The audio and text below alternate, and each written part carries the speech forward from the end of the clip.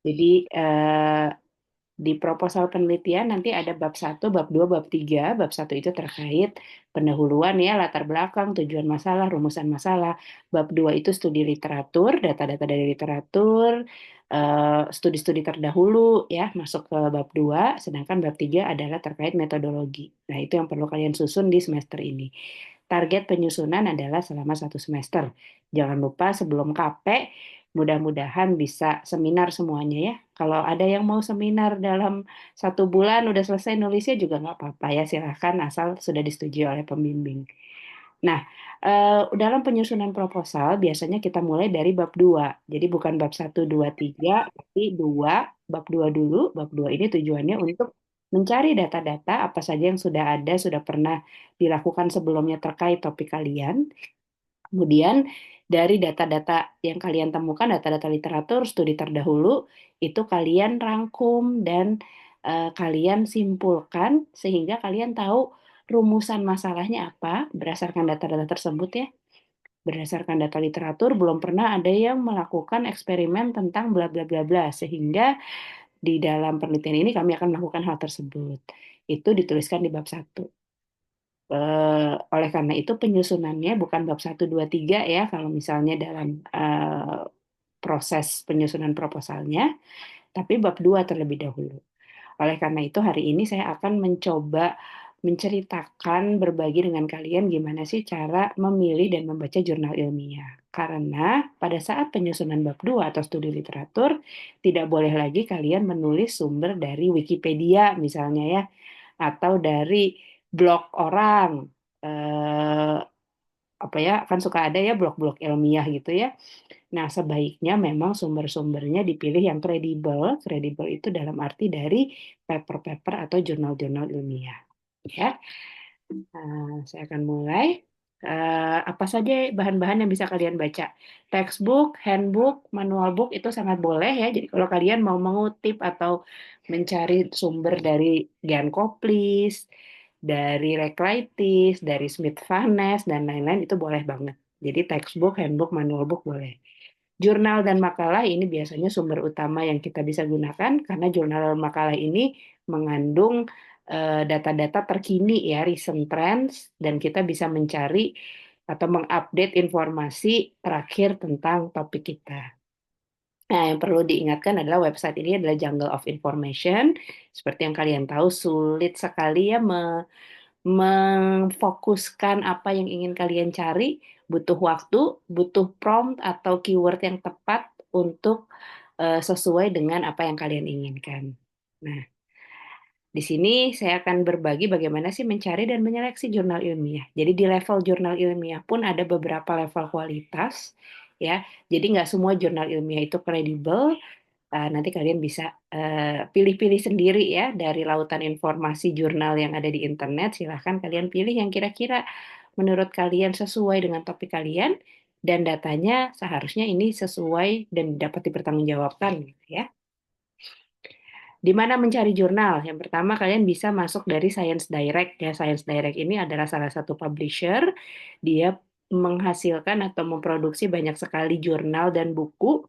Jadi begitu sudah masuk ke Science Direct, kalian ketik keyword kalian, harusnya langsung muncul banyak sekali data-data yang keluar.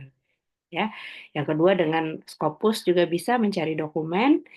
Nah, di sini kalau misalnya kalian dapat gitu ya, misalnya dari satu lagi Google Scholar ya di sini, nah, Google Cendekia di sini. Misalnya kalian mau cari eh, data misalnya, atau saya mungkin sambil menunjukkan juga ya ke kalian, kita share window saja. Oke, harusnya sudah. Nah, misalnya kita masuk ke Google Scholar gitu ya, tadi udah saya buka. Misalnya kita cari di sini tentang beta glukan. Misalnya ya, topik kalian misalnya tentang beta glukan. Nah, di sini kalian udah bisa langsung dapat beberapa data-data banyak sekali ya beta glukan itu apa, efek beta glukan terhadap tubuh manusia, beta glukan health benefits dan lain-lain. Oh, saya mau carinya bukan secara umum, bukan efek-efeknya, saya mau cari tentang production-nya, cara memproduksinya. Oh, ini ada critical review on production bla bla bla bla gitu ya. Nah, ini kalau kalian klik di kanan, ini ada data-data yang menunjukkan bisa diakses ya dari PDF-nya, HTML-nya, dan lain-lain. Nah, di sini ada nama-nama jurnalnya, misalnya Food Hydrocolloids, Microbiological, bla bla bla, International Food Research, dan lain-lain. Nah, ini bisa kalian eh, cek di sini ya. Saya sudah kembali ke PPT saya belum sekarang? Apakah sudah? Sudah Apakah Ibu. sudah ya? Nah, kalian bisa cek di SJR ini. SJR ini adalah Simago Journal and Country Rank untuk ngecek apakah jurnal tersebut bereputasi atau tidak. Dia biasanya ada di ranking oleh dia dari Q1 sampai Q4. Kalau misalnya Q1 itu akan semakin bagus, semakin berkualitas, semakin kompetitif. Q4 ya oke lah ya, walaupun sudah cukup bereputasi. Ada lagi jurnal nasional. Kalau jurnal nasional biasanya mayoritas dalam bahasa Indonesia, tapi ada juga dalam bahasa Inggris. Nah, kalau jurnal nasional eh, publishernya tidak terlalu kompetitif, mungkin lebih tidak kompetitif dibanding jurnal internasional, dan banyak sekali yang bisa masuk ke sana sehingga kalian juga lebih harus bisa pilih-pilih gitu ya, mana yang kira-kira relevan dan misalnya perhitungannya atau data-datanya bisa kalian yakini. Ya, jadi begitu sudah dapat dari Google Scholar informasinya, kemudian kalian masukkan ke dalam SJR ini untuk memastikan bahwa jurnal tersebut kredibel. Karena sekarang mungkin kalian juga sudah sering baca banyak jurnal-jurnal predator ya yang mana mungkin data-datanya kurang dapat dipertanggungjawabkan. Nah, satu lagi saya juga mau share, eh, kalian bisa search juga dari ITB Library ya. Jadi perpustakaan ITB berlangganan banyak e-jurnal. Kalau kalian lihat di sini ada akses-akses e-jurnal dari Springer, dari Nature, SCS, Elsevier juga, Science Direct ya. Kalian tinggal cari di sini, misalnya saya udah pernah cari beta glukan di sini, kalian klik akan lebih bagus kalau kalian pakai VPN karena dengan VPN itu semua eh, yang bisa diakses apa yang berlangganan yang perpustakaan langgan itu langsung bisa diakses dengan mudah. Saya tadi ya kata Glukan Production saya maunya kita buka. Nah, kalian cari di sini. Jadi utamakan kalau bisa memang cari sumber-sumber yang internasional dulu ya karena memang biasanya mereka analisisnya sangat bagus dan data-datanya data-data worldwide atau global sehingga bisa kalian manfaatkan. Tapi kalau kalian memanfaatkan sumber daya alam Indonesia yang memang belum pernah ada yang meneliti sebelumnya, misalnya susah banget nih saya mau meneliti apa yang khas dari Papua dan ternyata itu langka sekali, belum pernah ada yang meneliti ya mungkin untuk topik sumber dayanya kalian cari dari jurnal-jurnal nasional gitu ya. Harusnya nasional akan banyak yang sudah pernah meneliti. Tapi big picture-nya misalnya apa yang akan diproduksi dari situ, metodologinya misalnya ekstraksi dan lain-lain itu mungkin bisa kalian cari dari jurnal internasional. Nah, di sini kita bisa search ya ada banyak sekali. Nah, di sini jurnal artikelnya full text online, full text online. Jadi ITB sudah berlangganan banyak sekali jurnal-jurnal. Eh, Silakan kalian akses sesuai dengan topik kalian, gitu ya. Oke, tadi di mana mencari jurnal sudah saya jelaskan. Pilih jurnal yang bereputasi baik. Beberapa ini jurnal yang bereputasi yang baik. Tadi ya sudah saya sebutkan Elsevier atau Science Direct, Wiley, Springer, dan lain-lain. Kategori jurnal ilmiah juga ada research paper atau articles. Kalau research paper itu data-data terkait eksperimen, deskripsi detail mengenai hasil penelitian yang dia lakukan. Jadi spesifik apa yang dia lakukan. Kemudian ada yang namanya review paper. Review paper itu gabungan hasil dari beberapa artikel mengenai topik penelitian tertentu dan dia memaparkan state of art dari topik atau bidang tersebut. Review paper ini akan sangat baik pada saat kalian memulai pencarian ya, memulai melihat data, memulai pengen tahu data-data terkait apa yang kalian topik yang kalian dapatkan gitu ya. Karena dari review paper ini dia menggabungkan data-data dari orang lain, dia ceritakan gitu ya, dan dia nyatakan apa yang belum pernah ada sebelumnya. Ini akan sangat baik untuk memulai penelitian. Begitu kalian sudah paham big picture-nya atau garis besarnya, silakan kalian masuk ke dalam research paper articles ini. Jadi masing-masing data-datanya seperti apa. Tadi rasanya saya sudah share juga ya beberapa yang nih, misalnya yang paling atas ini a critical review on production and industrial application of beta glucans. Nah, ini adalah review. Jadi di situ dia menggambarkan cerita. Mungkin kalau kita kita buka aja, kita coba ya. eh ini harusnya saya punya akses. Nah, di sini dia cerita dari penjelasan, productionnya, chemical modification, physical chemical properties, sampai industrial application-nya sudah sejauh apa, dan di conclusion biasanya dia menyampaikan apa yang penelitian dalam bidang apa yang masih perlu dilakukan, gitu ya.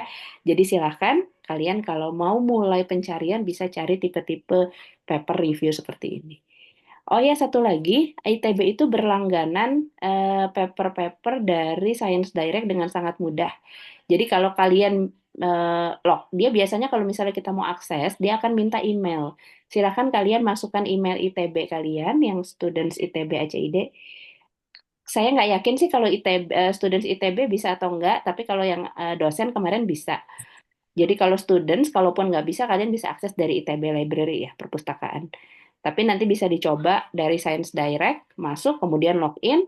Kalau misalnya bisa, kita langsung dapat akunnya, dan kalian bisa akses semua paper-paper yang diranggan oleh ITB di Science Direct. Ya, silakan dimanfaatkan dengan sebesar-besarnya ya. Kemudian ada juga letter communication, ini biasanya bentuknya adalah paper singkat, research notes juga bentuknya paper tapi singkat, supplementary articles itu adalah bahan-bahan tambahan yang mendukung research paper.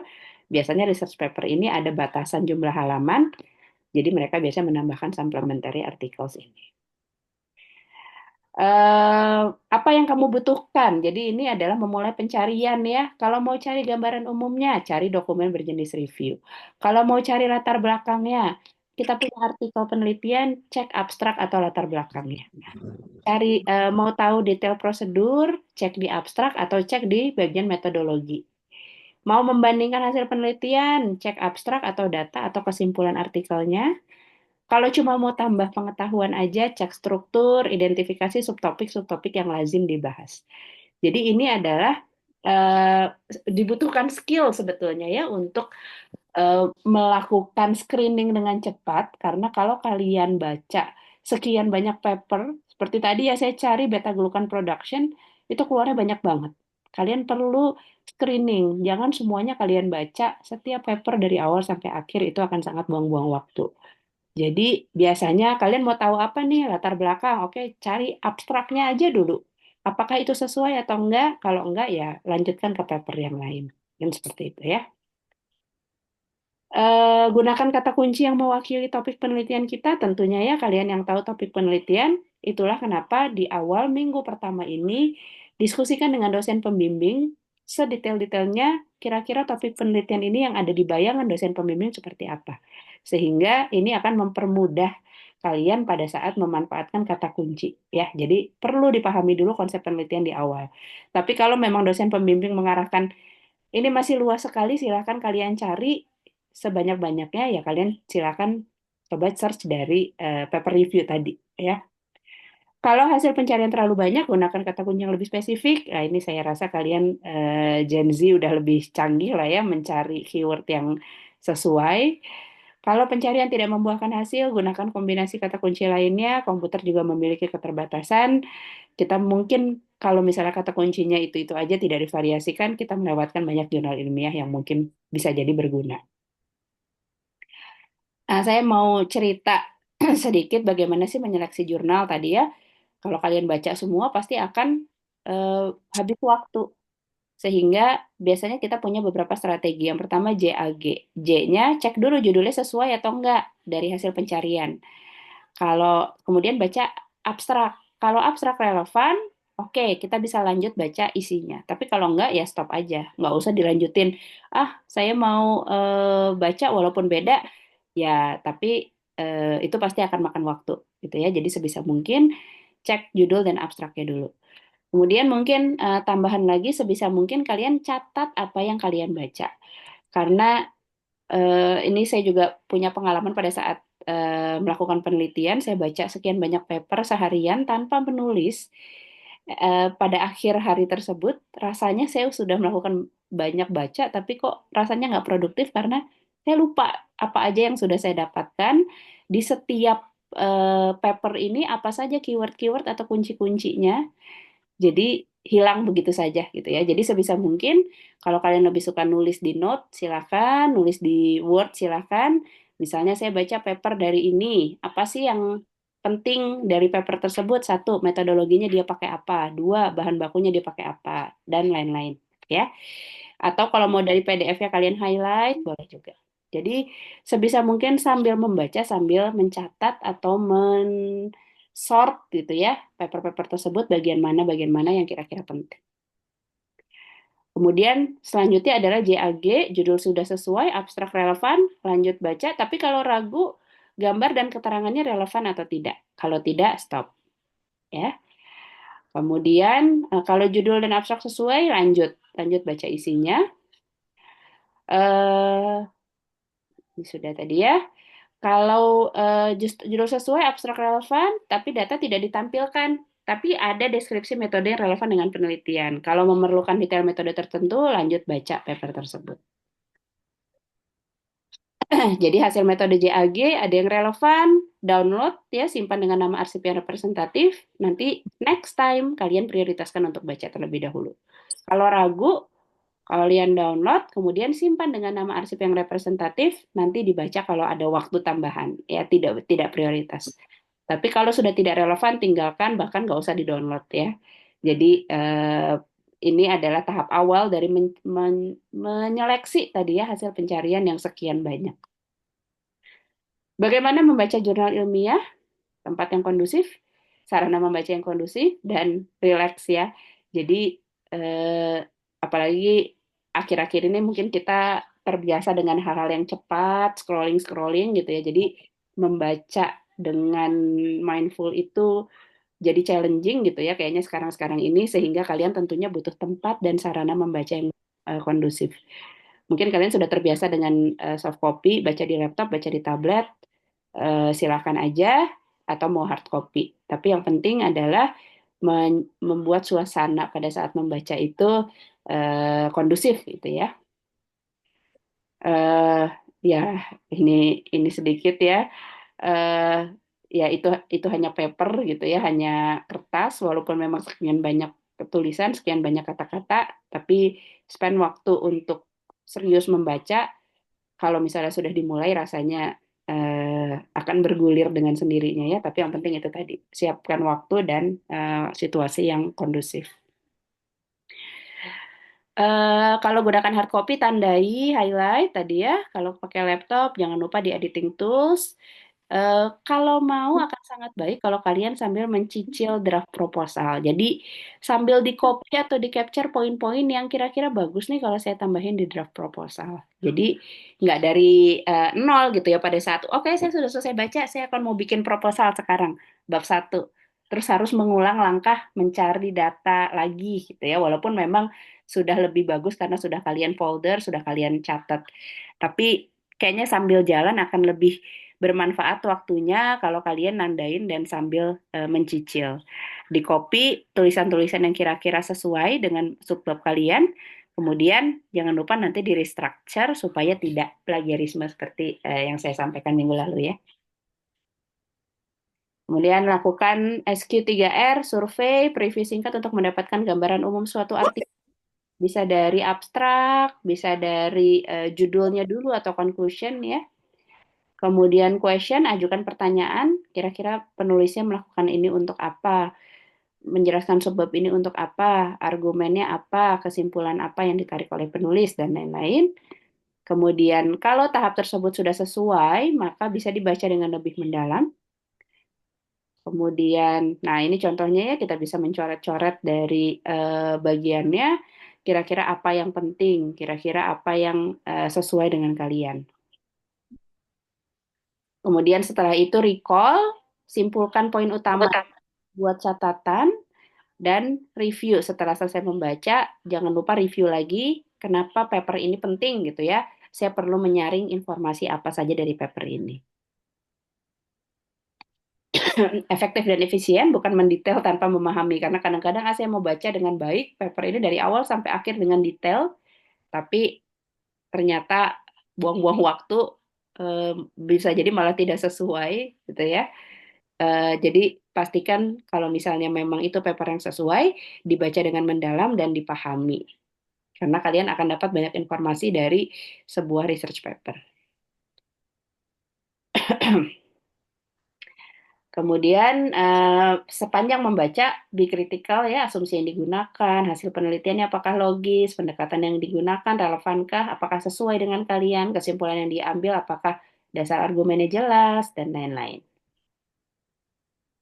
Nah, ini kalau Patang, kata-kata Pak Tatangnya penulis paper bukan Tuhan, mereka tidak selalu benar. Jadi selalu bertanya ya. Hal yang paling dasar adalah kalian bertanya, mempertanyakan tentang paper ini, kira-kira kenapa dia seperti ini, kenapa dia pakai satuannya ini, kenapa dinyatakannya basisnya seperti ini, dan lain-lain. Karena bisa jadi pertanyaan-pertanyaan itu akan muncul pada saat kalian seminar, sehingga tentunya akan membantu untuk mendiskusikan lebih awal dengan dosen pembimbing jika ada hal-hal yang tidak kalian mengerti. Gitu ya. Oke. Sebetulnya itu saja. Nanti silakan kalian yang sudah mendapatkan topik, silakan minggu ini bisa berdiskusi dengan para dosen pembimbing ya. Kalau mau buat WA group dengan dosen pembimbing kedua, silakan. Kami selaku koordinator akan meminta progres. Nanti akan diumumkan timelinenya. Progres terdekat itu adalah kami minta draft bab 2 ya. Mungkin sekitar 1 bulan atau 1,5 bulan dari sekarang. Karena biasanya yang memakan waktu jauh lebih banyak itu memang penyusunan bab 2. Jadi dari koordinator ada timeline, nanti kami menyatakan atau menyajikan beberapa timeline draft deadline penulisan draft bab 2, deadline penulisan pengumpulan draft bab 1, deadline pengumpulan draft bab 3. Tapi pada kenyataannya itu belum selesai, didiskusikan dari pembimbing tidak masalah. Dari kami hanya memastikan bahwa kalian sudah melakukan progres gitu ya.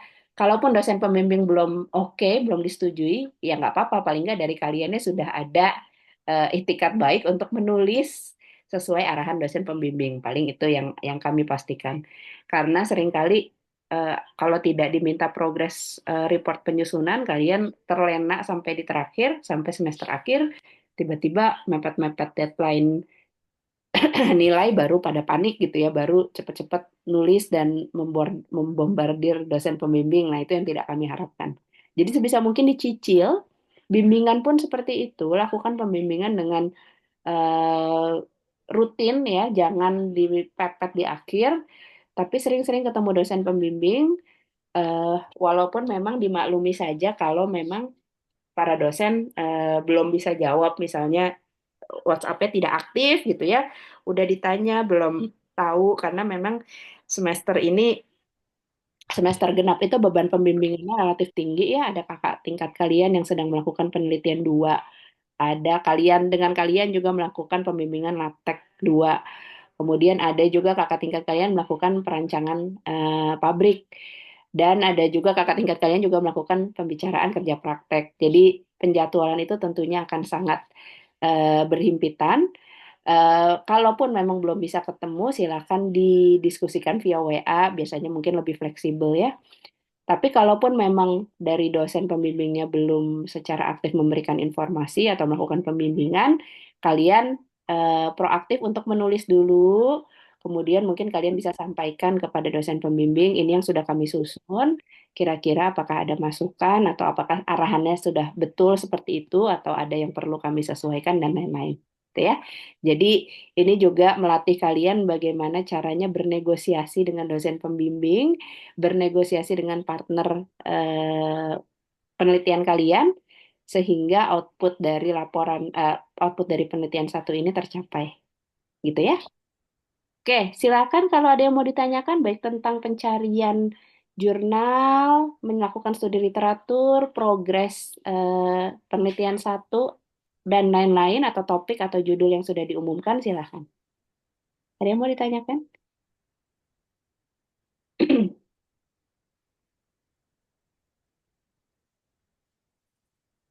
Tidak ada yang mau ditanyakan?